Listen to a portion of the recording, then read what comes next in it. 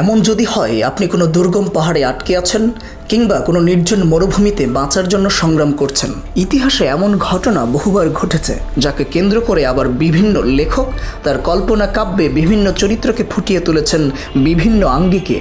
তেমন একটি চরিত্র রবিনসন ক্রুসো। রবিনসন ক্রুসো যা ড্যানিয়েল ডিফোর জীবনের একটি উল্লেখযোগ্য উপন্যাস, যেখানে ড্যানিয়েল রবিনসন ক্রুসো নামে একটি চরিত্রকে সৃষ্টি করেছিলেন। উপন্যাসটিতে রবিনসন ক্রুসো ছিলেন একজন ইংরেজ নাবিক।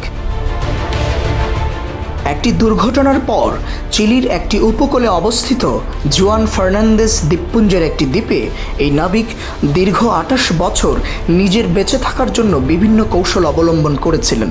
পরবর্তীতে এই ঘটনাকে কেন্দ্র করেই দ্বীপটির নাম পরিবর্তন করে রাখা হয় রবিনসন ক্রুসো দ্বীপ।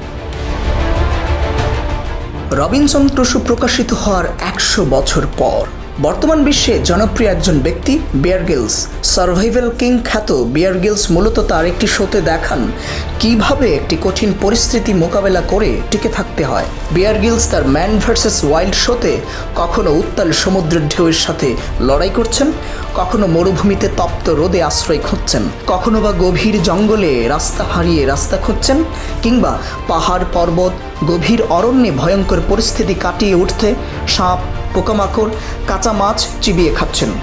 এমনকি তার ম্যান ভার্সেস ওয়াইল্ড শোতে বেঁচে থাকার কৌশল হিসেবে একবার বেয়ার গ্রিলস নিজেই নিজের মূত্র পান করেছিলেন। কিন্তু প্রশ্ন হচ্ছে, এর সবই কি সত্য?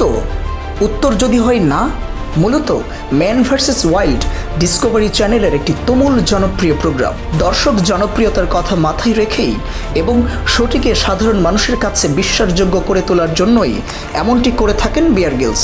ব্যাপারটা অনেকটা WWE শো এর মতো।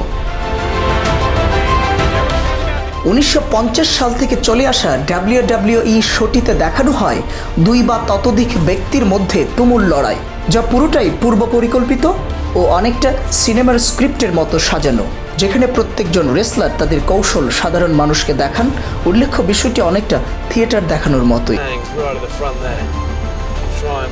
ম্যান ভার্সেস ওয়াইল্ড শোতে দেখানো হয় বেয়ার গ্রিলস শুধুমাত্র একজন ক্যামেরাম্যানকে সাথে নিয়ে এই অভিযান পরিচালনা করে থাকেন, কিন্তু বাস্তব চিত্র হলো ক্যামেরাম্যান ছাড়াও তার সাথে আরও 8 থেকে 10 জনের একটি সুরক্ষা দল থাকে, যারা বেয়ার গ্রিলসকে সার্বক্ষণিক নিরাপত্তা প্রদান করে, যা আমরা কখনোই পর্দার সামনে দেখতে পাই না। এই শুটিংয়ের অংশ হিসেবে বেয়ার গ্রিলস যখন সাপ, ব্যাঙ, পোকামাকড় খাচ্ছেন, ঠিক শুটিংয়ের পর তার জন্য অপেক্ষা করছে টেবিল ভর্তি মুখরোচক খাবার। এমনকি এই শোটি নিয়ে অভিযোগ রয়েছে তিনি এই শোতে একবার নকল ভাল্লুকের শ্যুট ব্যবহার করেছিলেন, কখনো নকল ধোঁয়াও ব্যবহার করেছেন বলে অভিযোগ রয়েছে। কখনো কখনো নিরাপত্তার জন্য বেয়ার গ্রিলস হোটেলে গিয়ে রাত কাটিয়েছেন। আশ্চর্যের বিষয় হলো, সিনেমার শুটিংয়ের মতোই অনেক বিষয় এই শোতে থাকে যা দর্শকদের দেখানো হয় না। মূলত দর্শকরা জানতেই পারেন না, সত্যি বলতে দর্শকদের জানতে দেওয়া হয় না।